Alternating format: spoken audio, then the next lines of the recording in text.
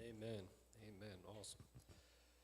All right, so we're gonna dive right into it tonight. Tonight's gonna be the least amount of slides that I've had, but we're gonna be able to talk for quite a while on them. And this is the least technical out of all the classes so far because at this point we've laid enough groundwork that we understand what's going on in the background. You know, we get that for Paul, he's challenging the prevailing, society, the Roman culture. He's saying Jesus is Lord, Caesar is not. We have that under our belt. We know that he's dealing with a church of mixed ethnicity. So we have the Jews coming back into Rome after being expelled by Claudius. I was going to say the emperor. I'm trying to remember if Claudius was an emperor or if he was just a prelate. But either way, Claudius kicks the Jews out of Rome, and now they're coming home. And we laid a bunch of groundwork on covenant, right? And how God's covenant faithfulness or his covenant justice is revealed in the gospel. And we've covered in every class that the gospel is this good news about God, that he is king, that the king has come to set everything back in order, that he's there to free the captives, defeat his enemies, and now he's putting a world that's been messed up and twisted and thrown out of whack through sin, he's back to putting it right.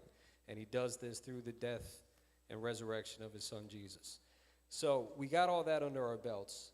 Now at this point, we get into Romans, and Paul is going to start really identifying some people that are in the world, but unfortunately they're also in the church at Rome. And not only is he going to identify them, but he's going to issue a rebuke.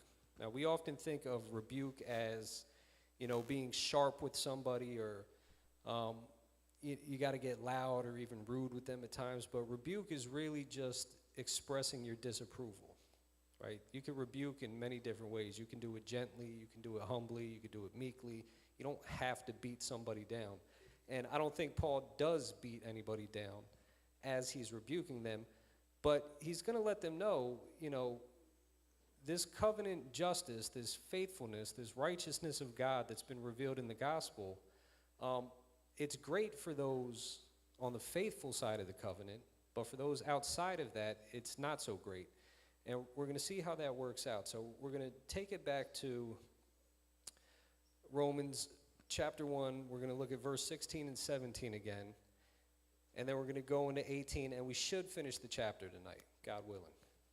I can't see us not getting down to verse 32 this evening. But going back, Paul says, I'm not ashamed of the good news. It's God's power bringing salvation to everyone who believes, to the Jew first and also equally to the Greek. This is because God's covenant justice is unveiled in it, from faithfulness to faithfulness, as it says in the Bible, the just shall live by faithfulness. And again, this is N.T. Wright's New Testament for Everyone translation. So, noticing the things that are going on here, just to reiterate, he's not ashamed of this good news, this gospel, that the king is here to restore order by defeating his enemies and freeing the captives. This is God's power. Now, if we go back to verse 4, this is the same power of God by which the Spirit declared Jesus to be Lord through his resurrection from the dead. So God's power does a lot of things, but the gospel is God's power that brings salvation to everyone who believes. And we know that belief isn't just, that sounds right, I could say yes to that. Belief is trust. Faith is trust. You're putting your all into it. Pastor Dino always gives the example about the guy with the tightrope and the wheelbarrow saying, I think you could get across. That's belief. I think you could do it, but trust would be jumping in the wheelbarrow and letting him push you across, right? That's the type of confidence that we're supposed to have, not only in the gospel, but in the one whom the gospel points to, right? It's good news about Jesus. We trust in a person. We're not just trusting in a message in and of itself. A message never saved anybody. Jesus saves. So this good news about Jesus It brings salvation to everyone who believes, everyone who trusts in him, to the Jew first and also equally to the Greek. And we went over that a little bit a few weeks back, why it says the Jew first and then the Greek, or, the Jew first and the Gentile, depending on your translation. But we're going to get into this more deeply as we move through the book, and especially when we get to chapters 9, 10, and 11. But the bottom line is this. It's God called Israel to something initially, and Israel did a very terrible job at doing what God told them to do. So the reason the gospel goes to them first is because the message was always for them first to bring it to the rest of the world, right? God is giving them chance after chance after chance to do what he told them to do. And when they fail at it, he goes to the Greeks. But again, when we get to Romans 9, 10, and 11, we'll really break all that down.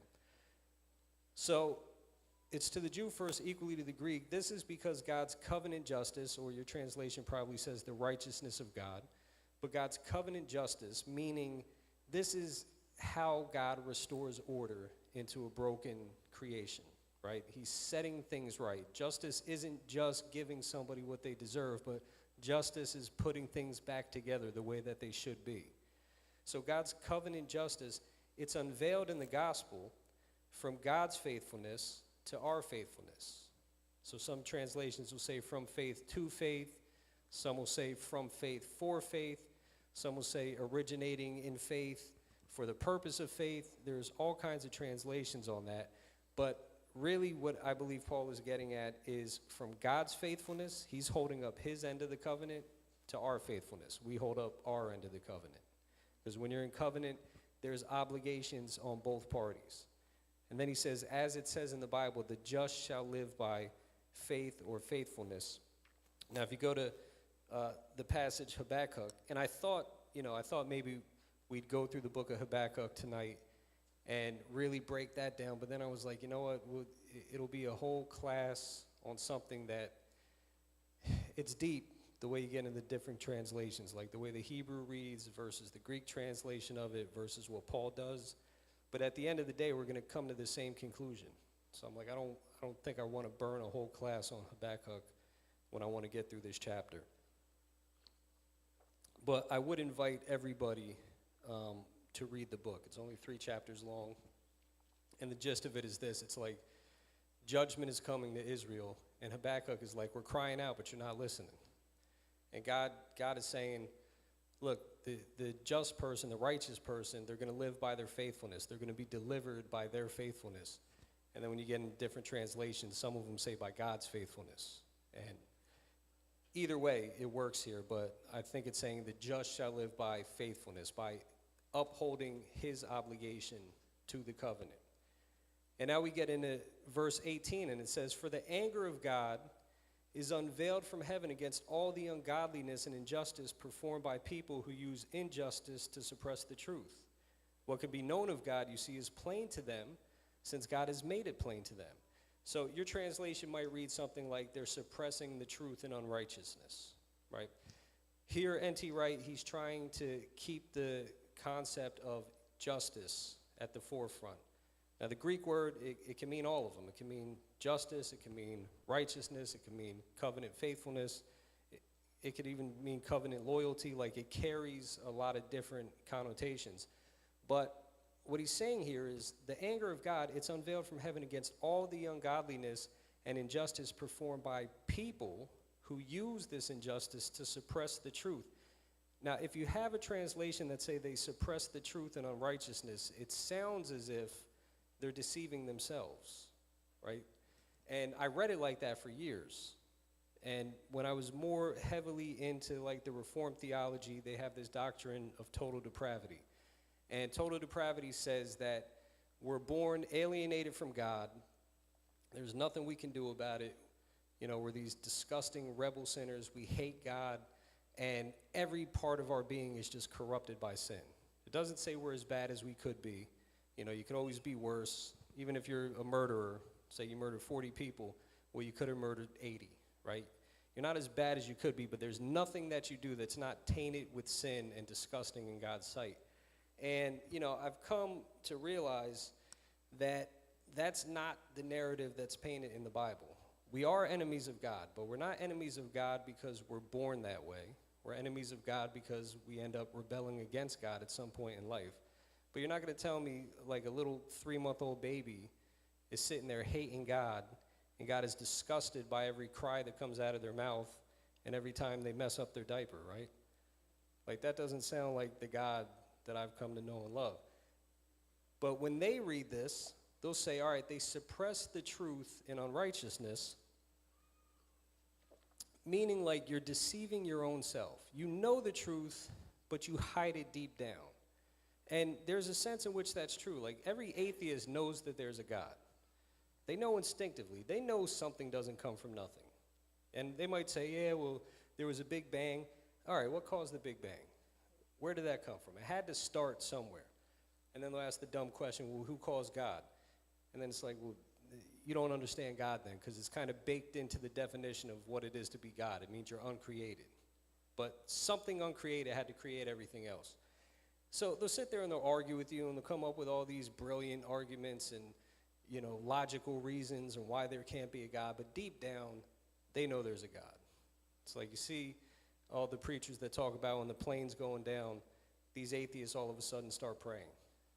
Why would you pray if you don't believe there's a God? Or why do you spend so much of your life arguing with people who do believe there's a God if you don't believe there's one? Like, I don't sit around arguing with people about leprechauns, right? It's just not something that occupies my mind. Leprechauns, I don't think they're real. Likewise, you know, Pastor Dino gets mad at me about this. He argues with me. I don't argue with him. I don't believe there were dinosaurs. I could be wrong. I don't think I am wrong, but I don't think about them, you know, unless I'm watching Jurassic Park or something. But for people who say that there is no God, they spend an awful lot of time thinking about him and talking about him and arguing with people who say that there is a God. It seems inordinate. Sorry, one sec.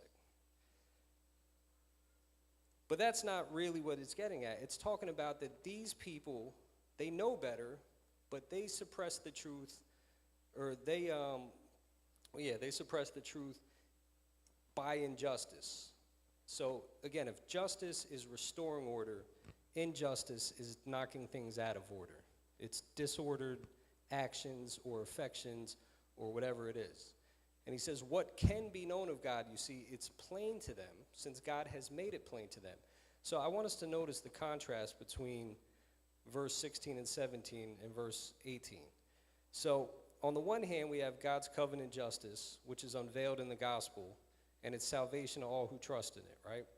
On the other hand, we have the anger of God that's unveiled from heaven against those who are doing injustice performed by people.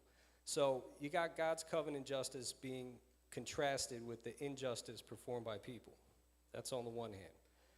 On the other, the one is unveiled in the gospel. Now, are they preaching the gospel in heaven or in the spiritual realm? What do you think? No, right? The gospel is a message for here and now. It's a message for us. It's a message, it was revealed in earth, it's preached in the earth, and it's effective for people in the earth. And yet, the anger of God, or the wrath of God in many translations, it's unveiled from heaven. And then you have salvation to all who trust versus the anger of God, or really the judgment of God. So again, it's not like God is some mean old guy with a beard just up in heaven waiting to punish people. But he is a just God. He's a good judge. He's going to carry out a sentence that fits the crime.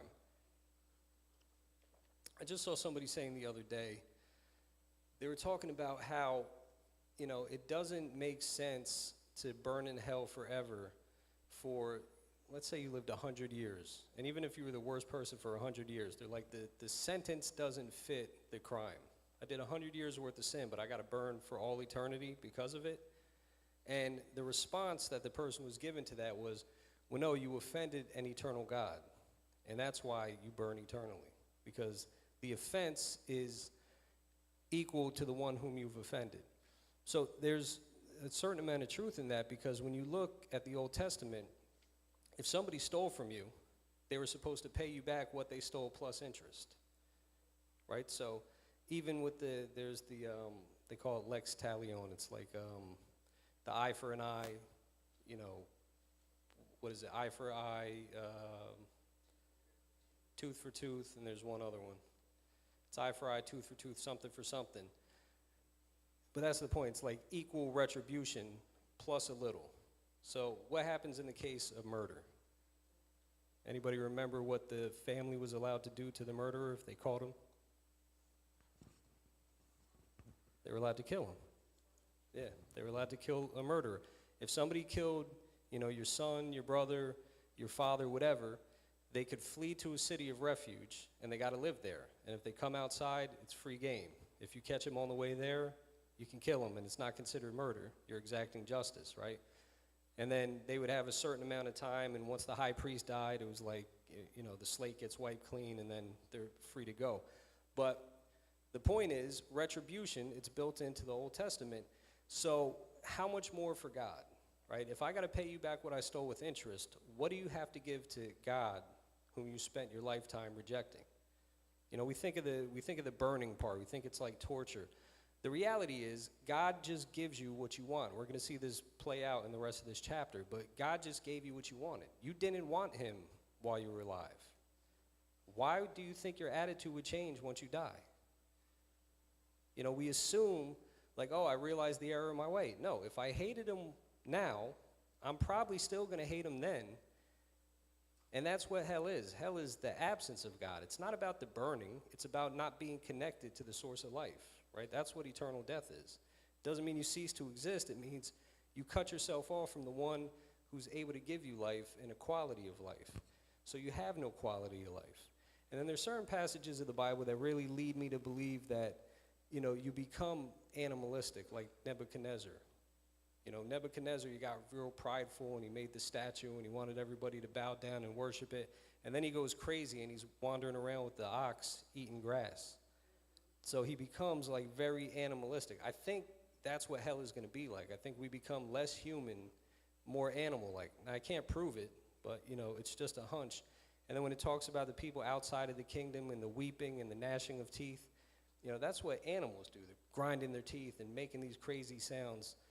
My wife was just talking about, you ever...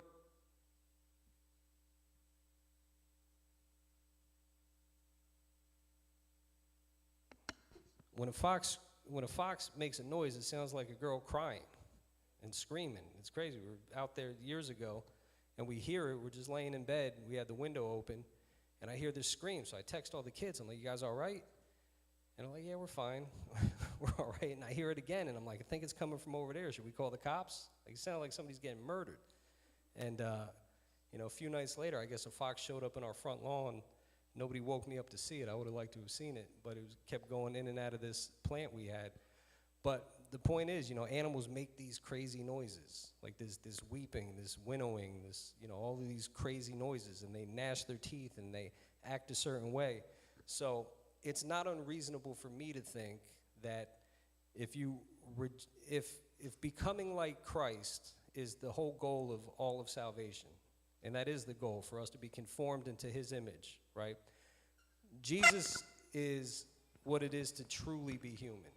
Like, he's the epitome of it. Even though he's God in flesh, he shows us what true humanity is supposed to look like. He perfected what Adam messed up. So the opposite of that is to become less human. You know, I don't think you become more human when you die and go to hell. But we're going to see, as Paul continues this argument, God gives you what you want. You know, God, he's not a forcer. You want it, you got it. Now suffer the consequences. So the gospel, it's God's covenant justice, and it's salvation to all who trust in it. But the injustice performed by people brings the wrath of God, or the anger of God, which is unveiled from heaven. So this is both here and now and in the future. The here and now is not what you think it is, because, put it like this, people live in sin and they wonder why nothing bad has happened to them, right? They're always waiting for the other shoe to drop. Like, when is this, you know, I've been doing X, Y, and Z, and I haven't gotten caught. Nothing bad is happening, so, you know, let me just keep doing it. Let me see what I could get away with, right? And they don't realize that that is the judgment of God. God left you in your sin. You're not getting away with anything. You're trapped in sin. That's the bondage. That's the, they're expecting like the end time judgment to happen now. When it doesn't happen now, they're thinking they're good.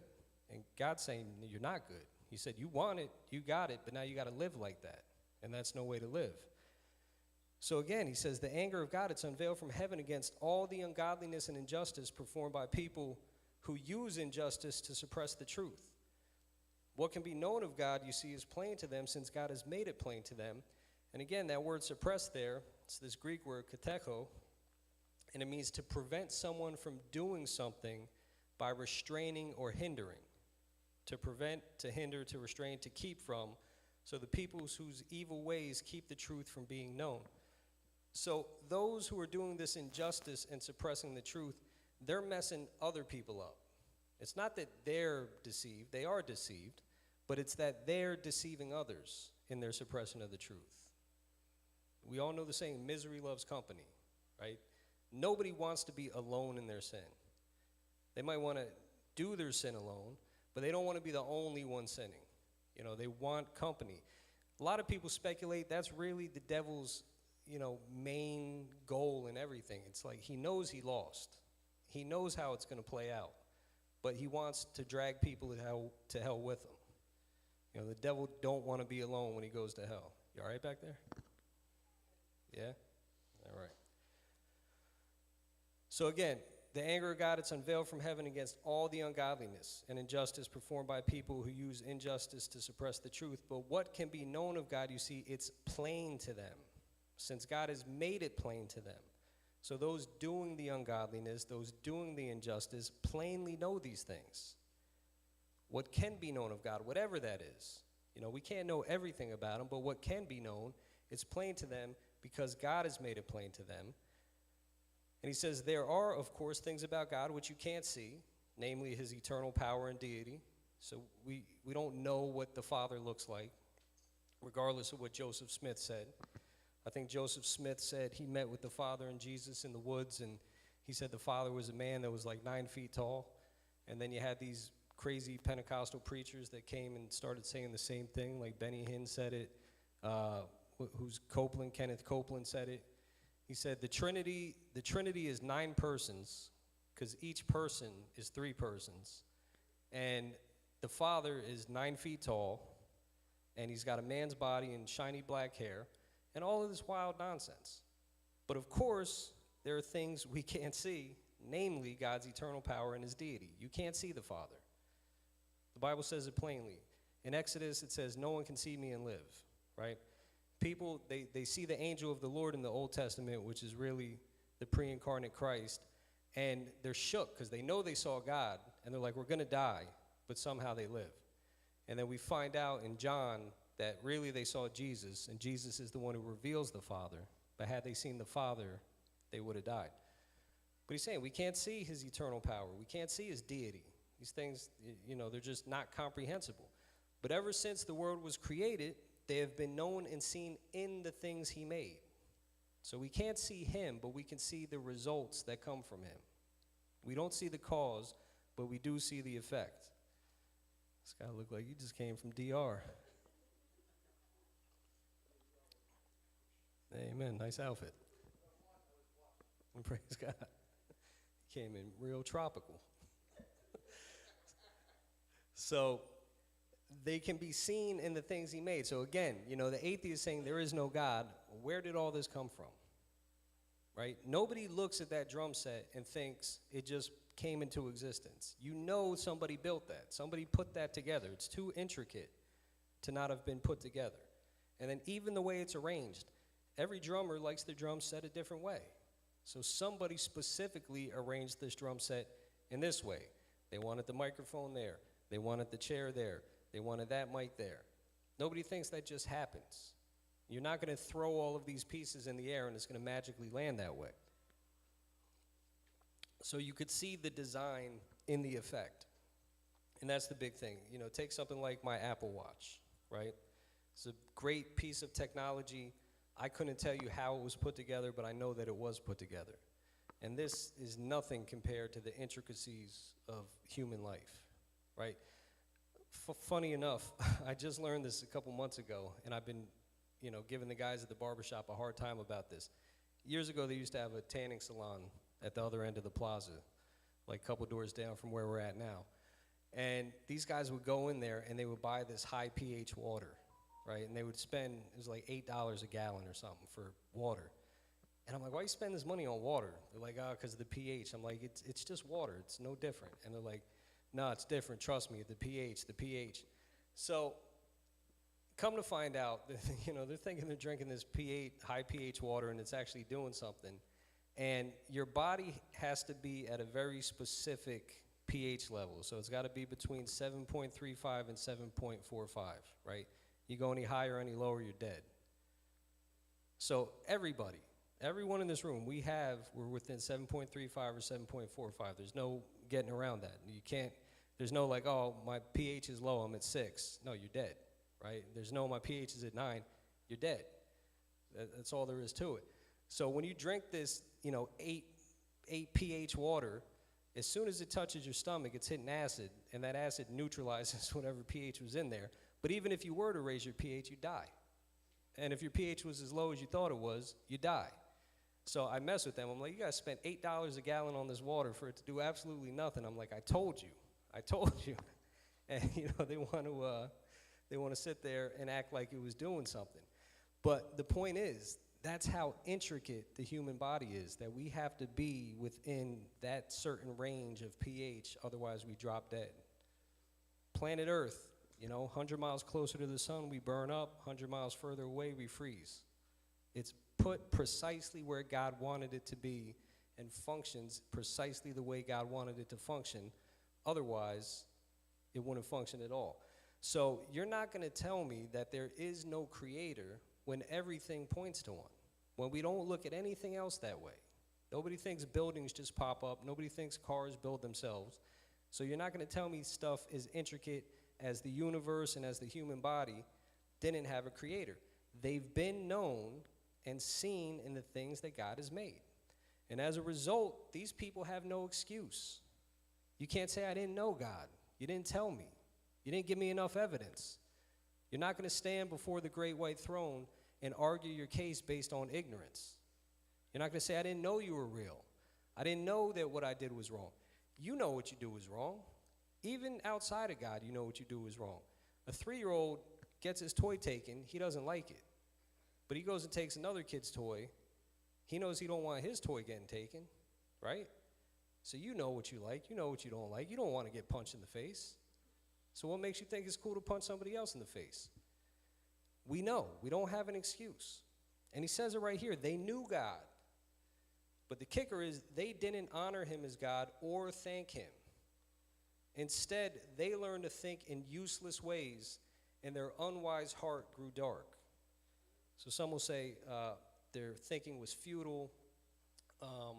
What does it say? Their darkened hearts, their foolish hearts were darkened. So the order of events here is we have the truth of God that's plain to those who suppress that truth in injustice. And remember, if justice is setting things in order or putting them right, then injustice is the opposite. So this is going to be the basis of what Paul's going to go on to say from here. So remember that. You set things in order or you throw things into disorder. That's what justice is versus injustice. So that truth, it's been suppressed. Then God's eternal power and deity, it's seen and it's known in his creation. So these people know it.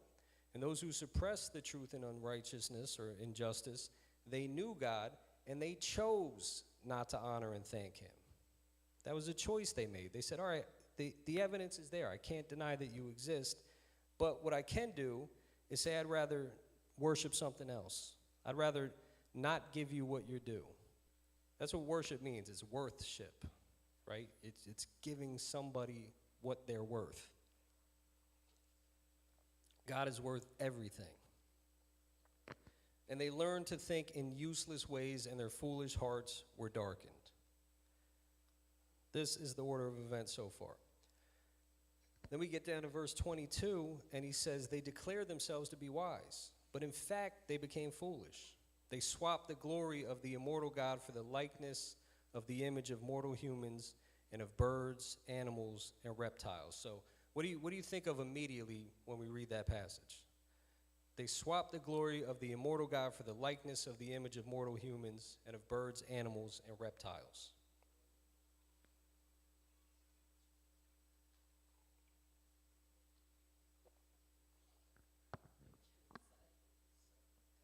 Idols over God. All right, what else? Is there a passage in the Bible that you think of?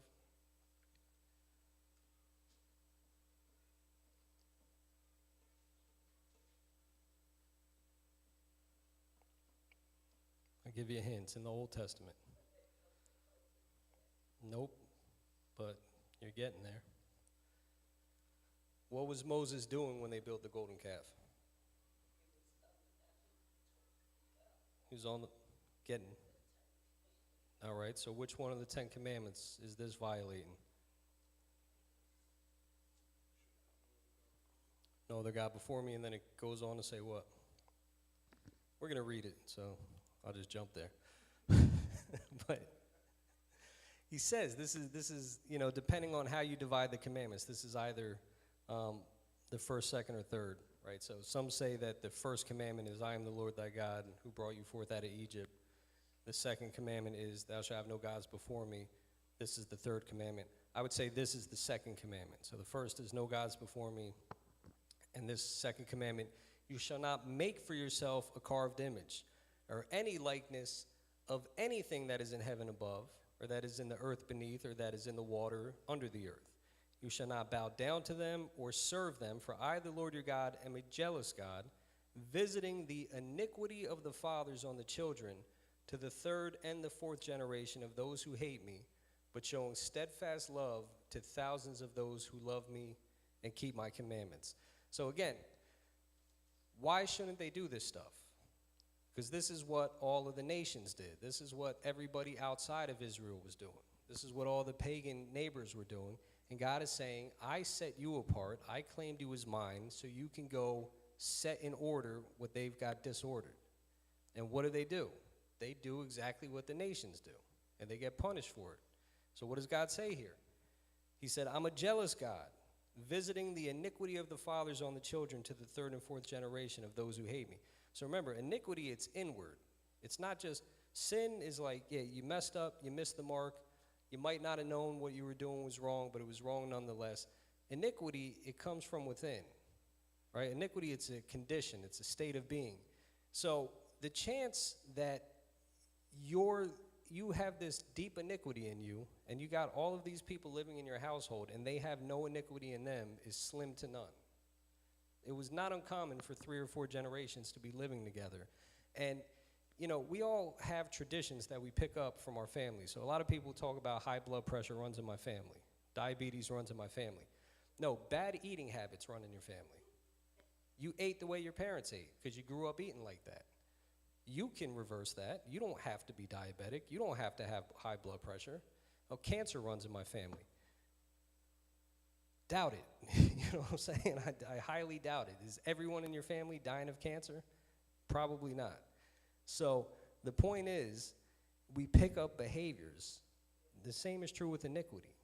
You were raised in this thing, so you live like this, and you inhabit it, and it inhabits you, and then you pass it on to the next generation. And God is saying, look, I'm a jealous God. You worshiped idols, you're getting punished. Your kids worshiped idols, they're getting punished. Their kids worshiped idols, they're getting punished.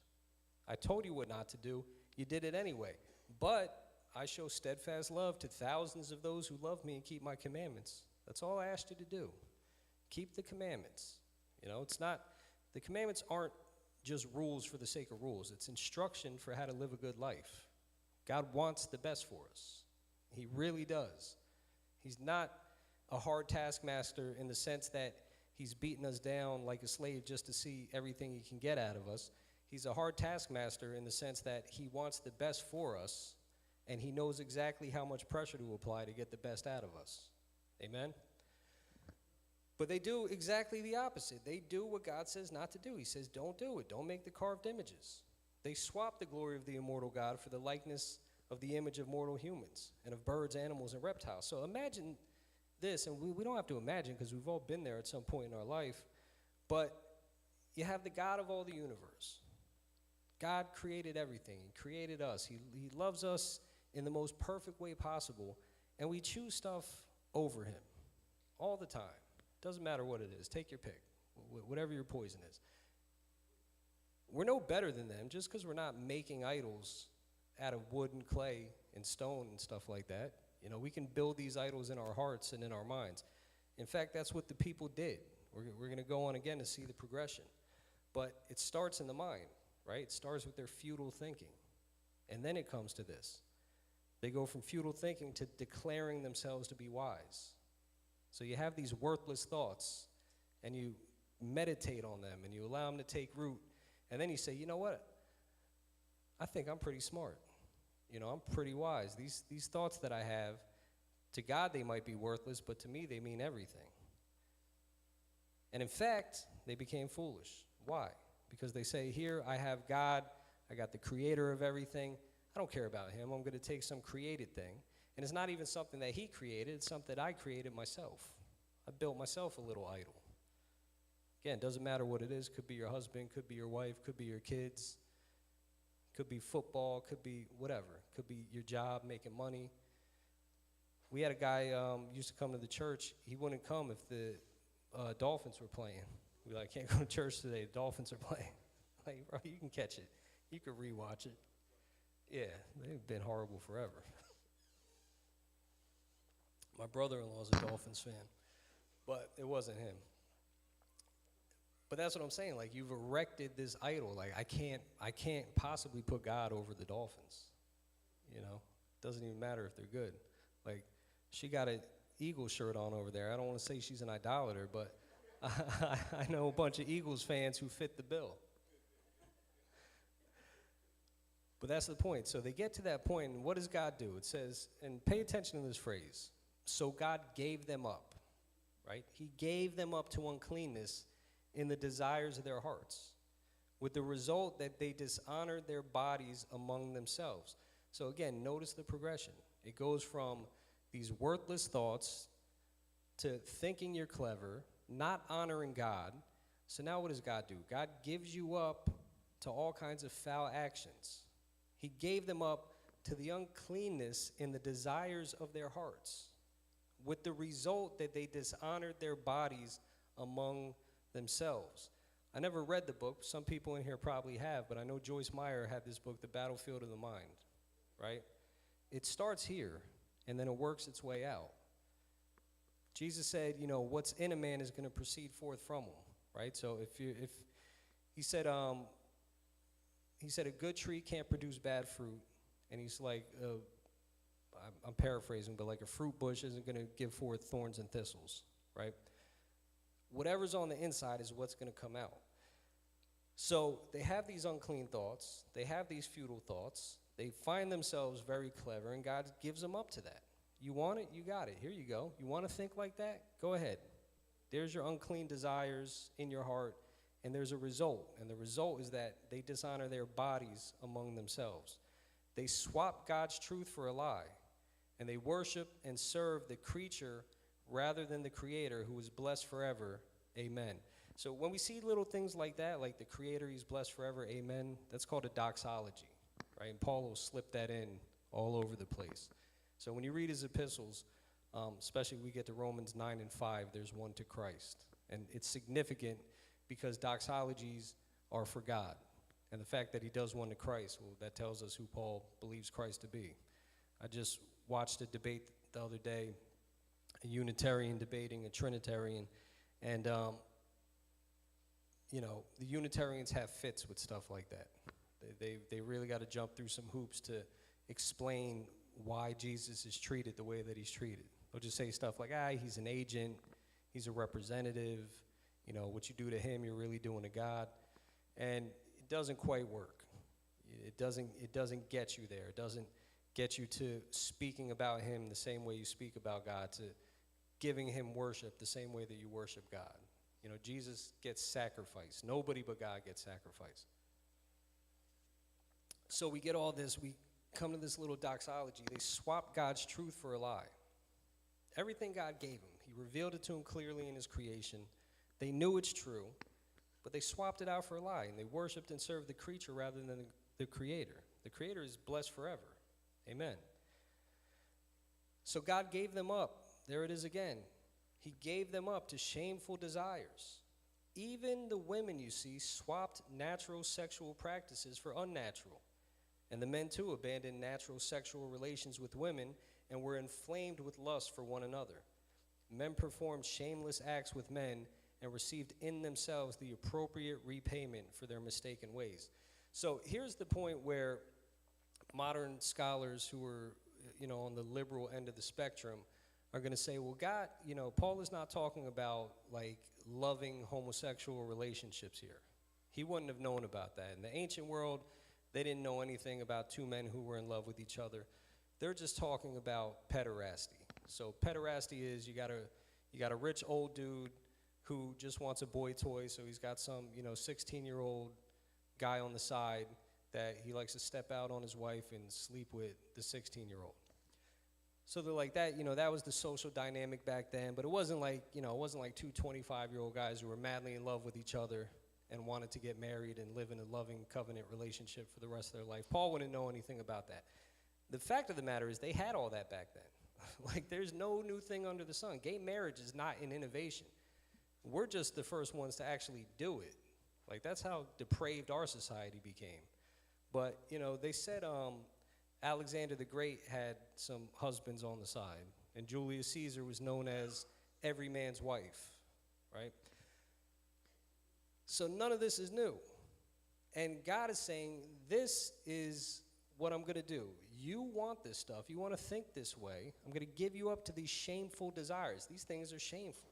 The desire itself is shameful, but the desire itself isn't the problem, right? Because if you have the desire and you struggle against it and you fight against it and I shouldn't do this, so I'm not going to do this, that's your road to deliverance. But if you sit there and you meditate on it all the time and then you end up doing the acts, that's where the problem comes in. So deliverance looks different. You have abstinence, which is I'm just not going to do it, right? Abstinence is better than doing it. Deliverance is I lost the desire to do it. I don't even want this anymore. It's not tempting to me. That's where we want to get to, right? He's saying you have these shameful desires. I'm going to give you up to them. The women swap natural sexual practices for unnatural. Lesbianism goes back at least to like 800 years before Christ, at least. Maybe even farther than that. But there was a woman named Sappho. She was a poet. She trained women, or had all these disciples, I guess, on an island of Lesbos. So that's why we call them lesbians, right? It comes from this. So 800 years before Christ. None of this is new. And you're not going to tell me Paul is unaware of all of this. And the men, too, they abandoned natural sexual relations with women. They were inflamed with lust for one another. Other people are going to tell you, yeah, it's not even the pederasty. Now they're dealing with temple prostitution. And again, there's no dynamic in which people are in committed, loving relationships. Again, not the point. Paul's talking about the thoughts that lead to the actions. He didn't say, oh, it's okay if you guys love each other, right? That doesn't factor in. And a lot of times, regular heterosexual marriages back then weren't based on love either. Like, that's really, this whole romantic notion comes more from Disney fairy tales than it does real life. A lot of people got married for practical reasons back then. Your family's got 3,000 camels. Your family's got 4,000 goats.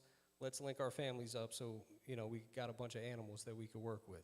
Or you guys are stonemasons. We need a stonemason in the family. You guys are fishermen. Let's bring it together and see what we can accomplish. It wasn't about, I fell in love with you. And I'm not saying that doesn't happen. Who is it? Isaac and Rachel? Rachel was Isaac's wife? Or no? It was Rachel and Leah were Jacob's wives. They were sisters, but they were Jacob's wives, right? So Rebecca, that's it. Rebecca was Isaac's wife. Isaac loved Rebecca, Isaac fell head over heels in love with her. So I'm not saying it doesn't happen. I'm just saying it wasn't the norm. That's not what marriage was about back then. Marriage was very practical, and a lot of times they were arranged. So if you got any Indian friends or any Jewish friends, and they're married, chances are it was an arranged marriage. And you learn to love one another. You learn to deal with each other. I was cutting a guy the other day, and he's telling me him and his girlfriend just moved in together, and he's going to go ring shopping. I'm like, well, praise God. I'm glad you're going to make it honest. I'm like, but you did everything completely backwards. He's like, well, how's it backwards? I'm like, because you're supposed to get married, move in, and then consummate. I'm like, you consummated, moved in, and then you're getting married, right? And no judgment, but he's like, well, how's that backwards? How's that backwards? Not judgment like, you're disgusting. We've all been there. But the point is, he's like, well, I got to know if I can live with her before I marry her. I'm like, no, you can't. I'm like, because then the second she starts to annoy you, now you're going to cut ties and get out of there. I'm like, you gotta commit first and then learn to deal with whatever. Like, there's stuff my wife does that I'm not particularly fond of. Every now and again, she'll decide just to rearrange all the drawers. And, I go to look for my socks, and they're not where they used to be. Or I go to look for my shirts, and they're not where they used to be. Or she'll change the cabinets around in the kitchen, and I can't find stuff. But, that's dumb stuff. She thinks I squeeze the toothpaste from the wrong part. I don't. That's one of the other people in the house. I go from the top down. But the bottom line is, all that dumb stuff that you come across, you learn to deal with it because you've already committed and you're in covenant. Say it again. No, I said all that dumb stuff. I said it's one of the other people in the house. I didn't say dumb people in the house. Don't put that on me. Yeah, not me. Nobody's dumb in my house. But God gives them up to these desires, and they're performing these shameful acts, right? He said, you want it, you got it. You want to deny me, you want to reject me, you want to act as if you can't see me clearly in these things.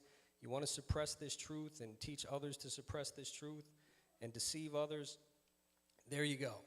This is the state that you find yourself in. And he goes, moreover, verse 28, just as they did not see fit to hold on to knowledge of God, God gave them up to an unfit mind. So again, God gives them up. They didn't want to hold on to the knowledge of God, but he gives them up to an unfit mind so that they would behave inappropriately. They were filled with all kinds of injustice, wickedness, greed, evil. They were full of envy, murder, enmity, deceit, and cunning. And they became gossips, slanderers, God-haters. You could translate that to say hated by God, fun fact. Arrogant, self-important, boastful, inventors of evil, disobedient to parents, unwise, unfaithful, unfeeling, uncaring. They know that God has rightly decreed that people who do things like that deserve death, but not only do they do them, they give their approval to people who practice them. Think about that. He gives them up to an unfit mind. An unfit mind results in inappropriate behavior. The homosexuality, that's just the tip of the iceberg. He doesn't stop there. He takes a few words to say what he's got to say about that, but that's not where it ends. It ends with them being filled with all kinds of injustice. So again, keeping in our minds that if justice is setting things in order, injustice is throwing things out of order. None of this stuff is natural. None of this stuff is the way that we should be. All of it is contrary to God and God's design for us. So then being filled with all kinds of injustice, that's wickedness. Wickedness is just evil, greed and evil. So they're greedy. They don't want to share. They don't want to give. They don't want to be generous. Now, this is what I was talking about on Sunday, right? Like we look at certain behaviors and we can't even deal with that. What happens when the internal stuff bubbles up? What happens when pride really starts to rise up in you? You can't put down your plate and fast for 3 days. I'm talking to myself. I was supposed to be on a 3-day fast, and I only did one. I can't put down my plate. What happens when pride and arrogance rears its ugly head? You can't handle the simple stuff. You're not going to handle the deep inner turmoil that goes on, these deep sins that come from within. The external stuff is still tripping us up. We got to move past that. They're not even trying. They're suppressing the truth. They're denying God. They're worshiping the creature. God's like, all right, go ahead. Do it. Wickedness, greed, evil, full of envy. right? What's the difference between envy and jealousy?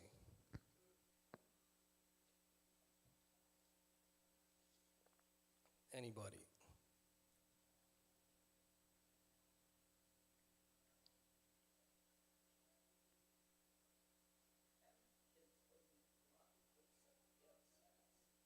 Okay. What's jealousy?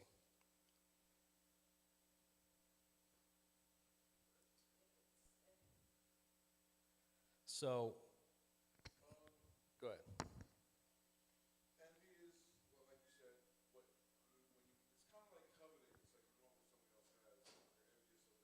Hmm. You could just be jealous. You don't even want what they want. You just don't want them to have it, or like you don't want that, but you want the same thing.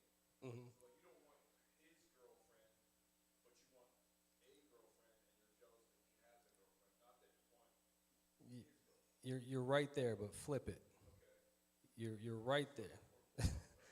So, yeah, envy is wanting what somebody else has. Jealousy isn't wanting to lose what you have, right? So that's why God says, I'm a jealous God. You're mine. Nobody else can have you, right? Envy is, yeah, that's a nice car. I'd like that. And I'm mad at him because he has it. Envy is, why did this guy make the football team and I didn't? He doesn't deserve that more than me. So, but jealousy is like, I'm not giving up my spot for nothing. Even if this guy's better than me, I don't want to give up this spot. So yeah, you were right there. So with all of that said, these are the things that rise up from within. They're full of envy, murder. Now, is he talking about necessarily committing the physical act of murder? No, because well, that too, but not only that. What else does the Bible say constitutes murder? Hmm. Talking bad about somebody, hating your brother. So they're full of that, hatred for their brother, right? Enmity, like you're enemies with everybody. Some people are just so, what's the word, standoffish and like oppositional. No matter who they come across, it's always a problem. We used to have a guy that came to the church, I'm not gonna say his name, but he would come to the church and he'd come in the barber shop and he'd always tell me, he's like, yeah, I go to all these churches and I visit and they tell me I'm welcome. He was like, and then after a while when I tell them I don't want to be a member of their church, they give me the left foot of fellowship. That's what he used to call it. He's like, the Bible says you're supposed to extend the right hand of fellowship. They give me the left foot of fellowship. As soon as I tell him I don't want to be a member, and he was coming to the church for a while, and my oldest, she was, I don't know, middle school at the time. What years were we in the high school? 2014? All right, yeah, so she was like middle school. And he'd come in, and he's talking to her, and he's asking her, like, weird questions. Oh, where do you live? What school do you go to? I'm like, what are you asking a 12-year-old girl this for? So I tell her, I'm like, go out with my mom and help her in the hallway or whatever. And then, he'd want to come to the Bible studies and chime in with the relevant stuff. And then he's in the barber shop, and he had this one hobby horse he was always on, this one eschatology doctrine. I forget what it was, but it had, it wasn't even, Pastor Dino said, it's not even his doctrine. He got it from some other dude and just been running with it for 20 years. But the point is, it's like, after a while, he just became very off-putting. And it's not that anybody's giving you the left foot of fellowship, it's that you're the problem. Because if everybody feels the same way about you everywhere that you go, that ain't them, that's you. It's not a me problem, it's a you problem, right? So some people are at enmity with everybody. They can't get along with everybody. I know a guy who argues with the bus driver. They argue with the people in the restaurants. They argue with everybody. So I'm like, I also know people who are rude everywhere they go out to eat, but that's another story. But the point is, Deacon D knows who I'm talking about too.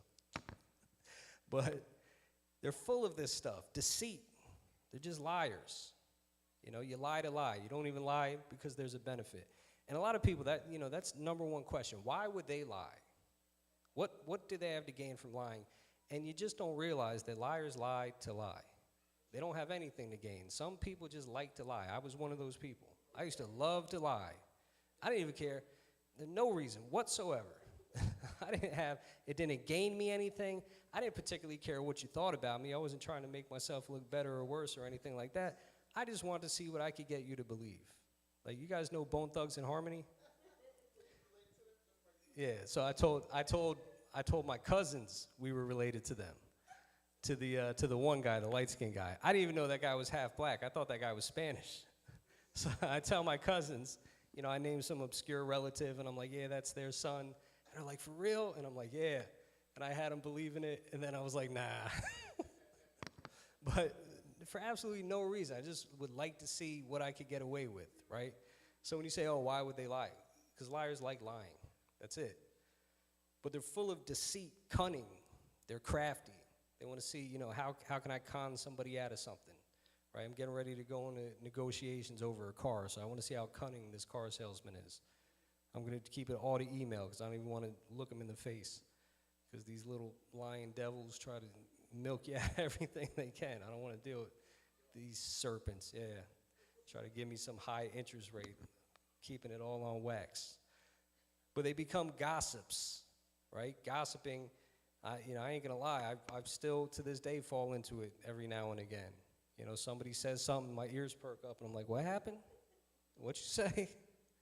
And then I go and share the information. Slanderers, you talk bad about others. And it's not just talking bad about them, but it's assassinating their characters, right? Some people are like that. They'll cut you down no matter what. You know, Chuck Norris just died recently. Chuck Norris is like an American hero. You know, they got that meme that Chuck Norris was born on whatever day, and the next day World War II ended, right? So, but that's how beloved he was. Like, Chuck Norris was that dude. And, you know, I know a guy who hates Chuck Norris violently. Biggest Bruce Lee fan in the world, and because he loves Bruce Lee, he's got to hate Chuck Norris. You can love them both. You know, it's not one or the other. You can like them both just because, you know, they fought in a movie. I don't even remember which one that was. But he slanders him. Like, he talks about Chuck like he was a dog. He sit there. He wasn't a real fighter. They were all paper fights. There wasn't this. There wasn't that. Did you know this? Did you know Chuck Norris was a Zionist pig? And all this kind of stuff. And I'm like, you're bugging, dude. But some people, they slander everybody they know. They don't have a good word to say about anybody. They'll lie on them. They'll drag their name through the mud, find out any piece of dirt. You want to tell it to everybody. And I'm pretty sure, like, in our society, with the way our laws work, you can sue for stuff like that. Like, if you're a regular person and somebody slanders you, you can get some money out of them for that. Like, if you're famous, it's fair game. But God haters, and again, you could translate that hated by God. Either way, it's not good, you know. Their actions show that they're God haters. How do we say we love God and we do everything that God told us not to do? Jesus said, if you love me, keep my commandments. And we want to constantly break them and say, yeah, but I love God, but I love God. All right, cheat on your wife constantly and tell me how much you love her. And I know a guy that does that. He was like, you know, the whole time he was cheating on his wife, he's like, yeah, but I love my wife. I'm like, no, you didn't. He's like, how are you going to tell me I didn't love her? I'm like, because you kept cheating on her. Like, this isn't rocket science. You can't do these things. So haters of God, arrogant, self-important. You got such an inflated sense of self. Your ego's huge. You think you're better than you are. You think God somehow needs you. And not in the way Sister Quazima was saying on Sunday, but there are people out there who think God exists just to serve us. Right? God is my spiritual piggy bank. God is my, he's the great physician that has to answer me when I demand healing from him. Right? Try that out. Let me know how it works for you. We were at Pastor Dino's, what was that, his 41st birthday party we had in the clubhouse that one time. That was his 40th. His 40th party, I'm having a conversation with a guy afterwards, and he's talking about, you know, if God is a good father, and he's like, and he is, what father is going to let their son be sick when he has the ability to heal them? And I'm like, it's just real life experience doesn't bear out what you're saying. And he's like, well, that just means you lack faith if you don't get healed. And I'm like, again, real life experience does not bear out what you're saying. I'm like, so I asked him, I said, so you think God exists to serve us? And he said, well, yeah. And I'm like, and you don't think that's backwards? And he was like, no, because he's a good daddy. He's a good father. So I said, okay. And, unfortunately, this guy's not doing too well right now. And he went so, off the deep end with this stuff that it drove him crazy. But you're arrogant, you're self-important, right? You're boastful.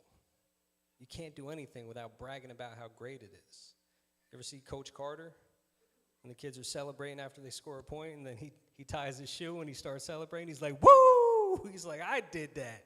You see that lace? You see how I tied that? And all the kids are looking at him like, what's wrong with you? He's like, that's how you guys act every time you score a basket. He was like, you're supposed to score the basket. Just shut your mouth and run down the court and play some defense, right? Boastful. Inventors of evil. Think about that one. You got to come up with new ways of being evil. You're sitting there like Pinky in the Brain thinking, how are we going to take over the world today? What wicked thing can I come up with? Disobedient to parents. I'll tell you what, let's go back to inventors of evil real quick. And let's talk about this transgender stuff, because that's something in the ancient world they would have never came up with. Nobody was thinking anybody could just decide what they want to be from one day to the next. I don't feel like, my gender's fluid. Today I'm a man, tomorrow I'm a woman, one day I'm non-binary. They had I'm a cat. They got kids calling themselves furries now. Everybody's putting litter boxes in schools, and I'll tell you what, I would say I'm a dog, and I would, at a certain point of every class, I'd say, you gotta take me outside and walk me right now. Like, I gotta go to the bathroom, walk me. Ridiculous, right? But inventors of evil, somebody who's sitting around thinking one day, the devil's in their ear, and they're like, it would be really interesting to see if you could get away with this. Just tell them that gender's not a real thing, that it's a social construct, and see if they buy it. And somebody said it, and somebody was like, yeah, that makes sense. And then somebody else said it, and then another person said it, and then it caught on and gained media attention. And now we got, a whole country, I'm not going to say the world, because in the rest of the world, they're like, you guys are stupid. But in this country, they're sitting there pushing this nonsense. And I'm sitting there thinking, like, somebody just sat around one day with this dumb idea in their head, and now they're probably sitting back like, I can't believe that worked. I can't believe this actually happened. But disobedient to parents, not my kids,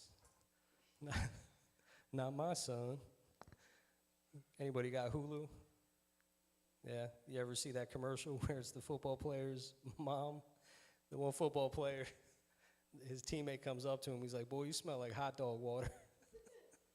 And it's like a laundry detergent commercial, so the mom comes on, and she's like, not my son. But disobedient to parents, it's self-explanatory, right? You got people who don't honor their mother and father. It's the one commandment with a promise. It's the one commandment. Honor your mother and your father, and your life will be long, right? Unwise. They think they're wise. They think they're brilliant, but they're idiots. Unfaithful. Not trusting in God.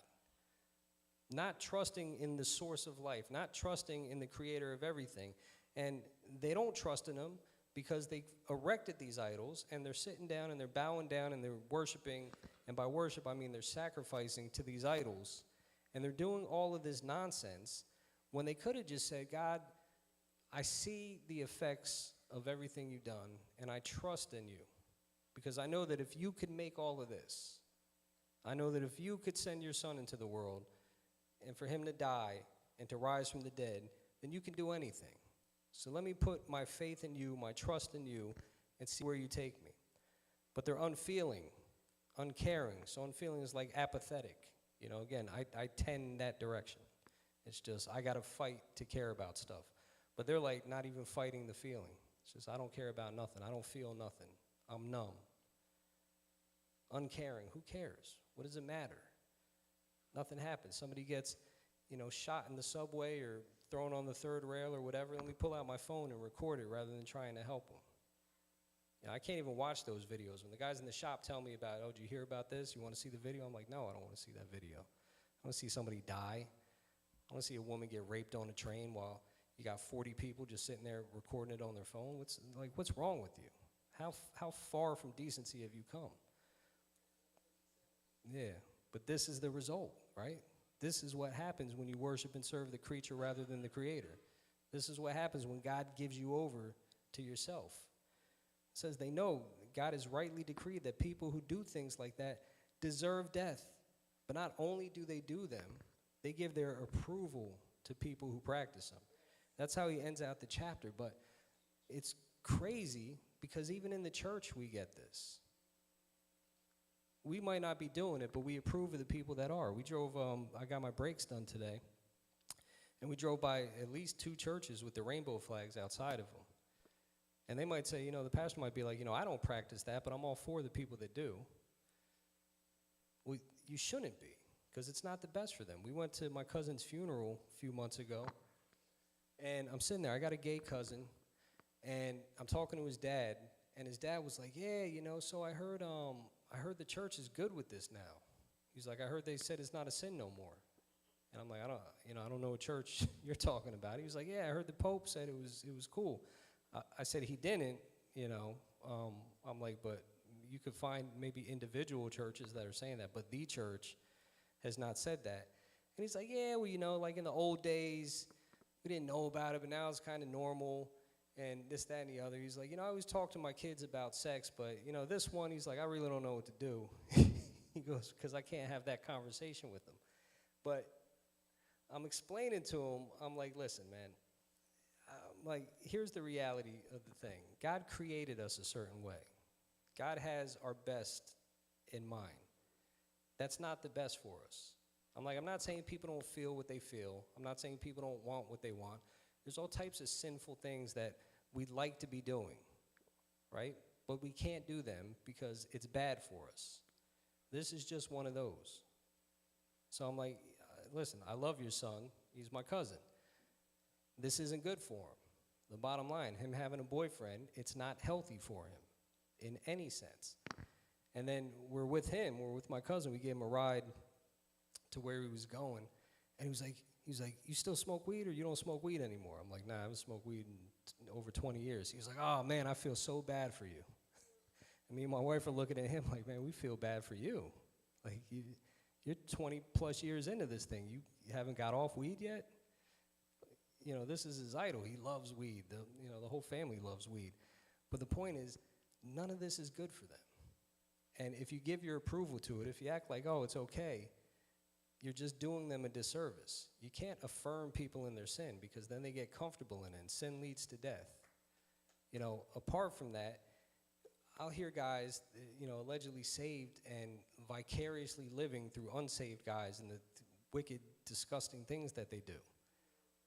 I'm like, why don't you give them some counsel? Why don't you express a little disapproval? Why don't you do something? Rather, you're sitting there like, yeah, go ahead, tell me more. You're approving of the stuff they practice. Yeah, absolutely. Dead works, she said, for those watching at home. Amen. But that's the level we're at. He's going to go on in chapter 2. We're going to get to chapter 2 next week, and we're going to close out showing another chart just on the progression of things. But he's talking here to the Gentile world, to the Greek world, right? He's saying this is the result of all this idolatry and all this stuff.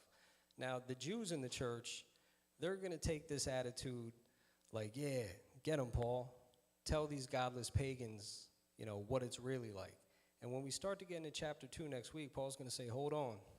Like, you're not exempt from this either. How are you going to judge them when you yourselves practice the same stuff? Right?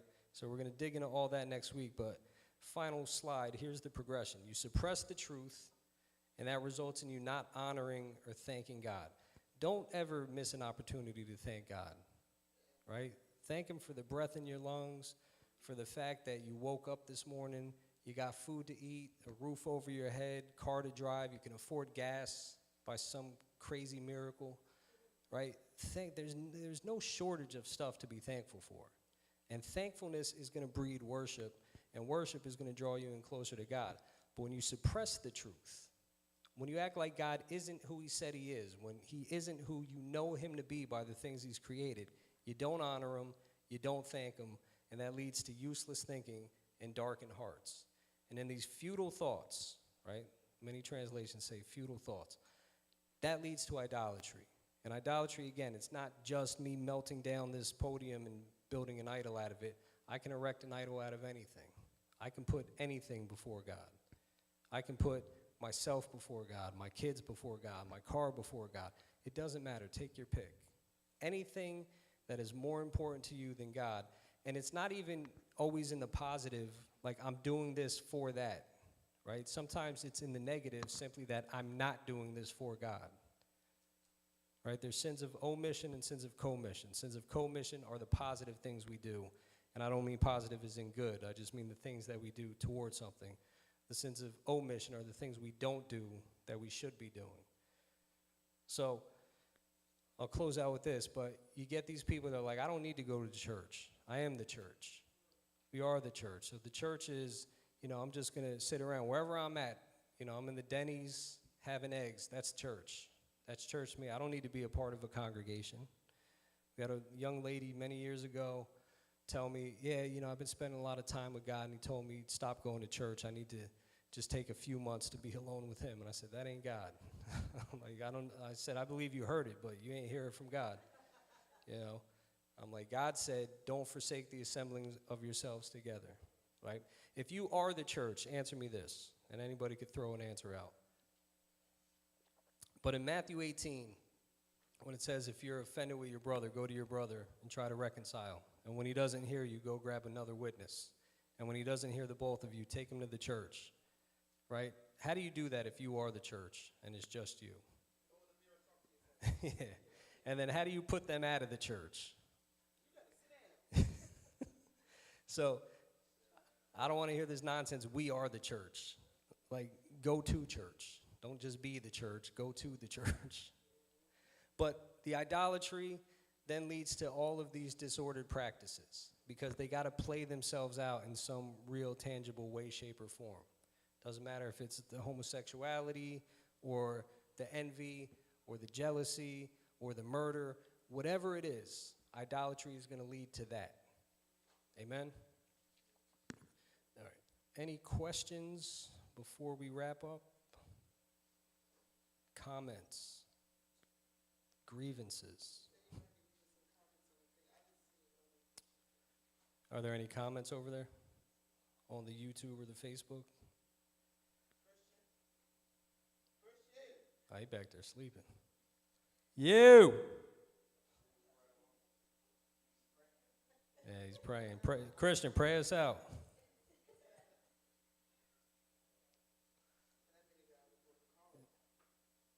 Yeah, he ain't. So I don't know. Oh, if you didn't see him, yeah, this boy been laying sod all night. He's tired. All right, so we're going to wrap up. We got the basket up here. If you want to give an offering, you can scan the QR code. We got the basket if you want to leave cash or a check. We thank everybody for their faithful giving. God knows we need it. And next week, Romans chapter 2, I'm going to attempt to get through the whole chapter. I think we can do it. Because again, we laid the foundation. Let me see how many verses are in it. No, we ain't getting through the whole chapter. They got 29 verses in there, and I already know there's one we got to spend a little bit of time on. But we'll try to get through like half the chapter next week.